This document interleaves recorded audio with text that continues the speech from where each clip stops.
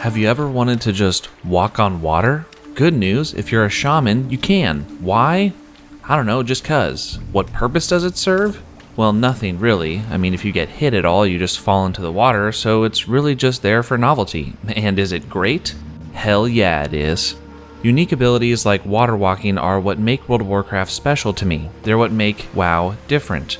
When I first learned that warlocks could breathe underwater and shamans could walk on top of it, I started to think of all the possibilities. What if there's some secret out there in the ocean, just beyond the horizon, and I need to run on water in order to get there? What if there's a secret cave deep underwater that I can only get to if I can breathe long enough underwater?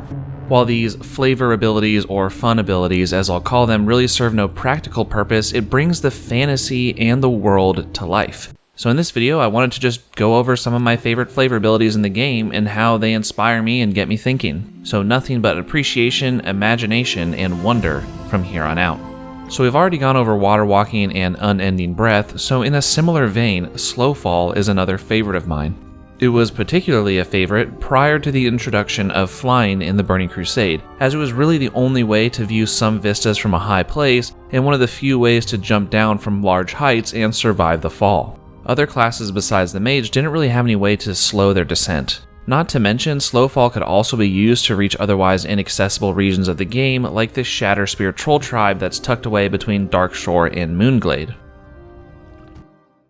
Another fun one for me is Farsight. Man, shamans really do have some cool, useless abilities, don't they? Farsight allows you to click on the ground basically anywhere and your camera warps to that position. The great part, you can cast Farsight while already looking through Farsight, so you can warp your camera again. This is really great at getting to places you may not otherwise be able to explore at all, like what are behind the gates of Stratholme when you're not inside the dungeon. Or vice versa, did you know that in the Dead Mines, once you get to this area where you're outside with the ship, you can use Farsight, and if you go up and out over the fake ceiling, you can find this little cove, which is rumored to be a test version of Hellfire Peninsula all the way back from beta vanilla World of Warcraft. Or the legendary WKM room in Orgrimmar, which still exists in retail despite what people say. You can land on this outcrop next to this stone pillar and Farsight right onto the wall.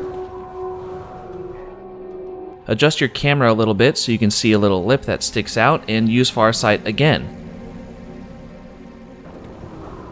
Now you're inside and you can use Farsight to scale up the walls, and once you're up a little bit, there you are at the room, the WKM room.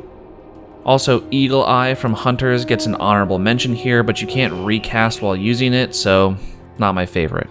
Speaking of Hunters though, let's talk about Eyes of the Beast. This ability allows you to basically control your pet like priests can mind control other enemies. It's fun, you can use your pet's abilities too, like dashing or using swipe, and your pet doesn't take fall damage, so I guess it can be used for that too. Some speedrunners actually use Eyes of the Beast in raids to aggro rooms of enemies, allow the raid to run past, and then quickly get out of it and feign death themselves, and they skip entire enemy packs. I mentioned priests and mind control just now, and that's up next. Mind control is an awesomely fun ability, both in PvE and PvP. I always had fun in battlegrounds and duels mind controlling other players and forcing them to jump to their death.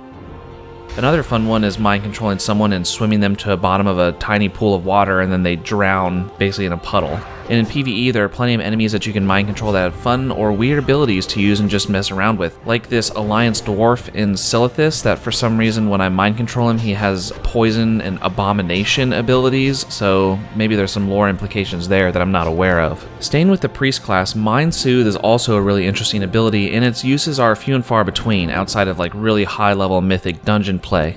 For those who don't know, Mind Soothe reduces the aggro range of enemies so you can get up closer to them without actually drawing their attention. Even back in Classic, I've seen priests use Mind Soothe during escort quests to prevent that NPC that we're escorting from getting aggro from random enemies, and that really speeds up those slow escort quests.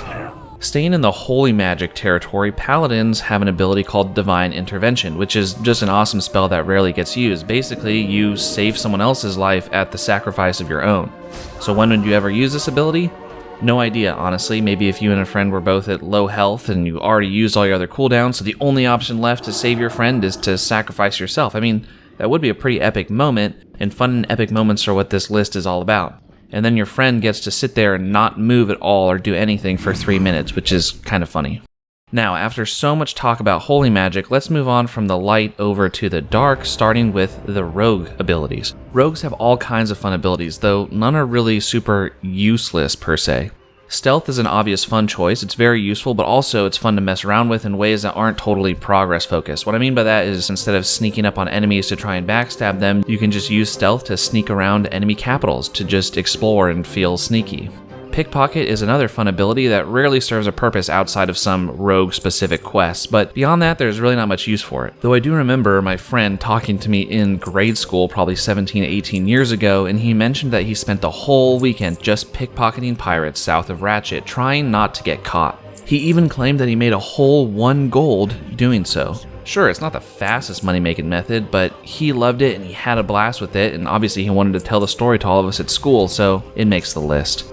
One ability that does have some use in PvE is Distract, which will have enemies face in the direction of the ability you cast. This can help on getting backstabs or reducing aggro or pickpocketing enemies in PvE, and seasoned rogues will use this ability when appropriate, but the PvE side of this ability isn't what we're here for. Similarly, in PvP, casting Distract next to a player will turn their camera in that direction and stop their movement. It's not super useful in most cases, as most players, especially PvPers during battlegrounds or arenas, will have their right click held down and can whip their camera back to wherever they should be going. However, if you're feeling a little mischievous, find yourself a bridge in the open world with a long fall, or the edge of a cliff. This chain in Blackrock Mountain is a great example for this.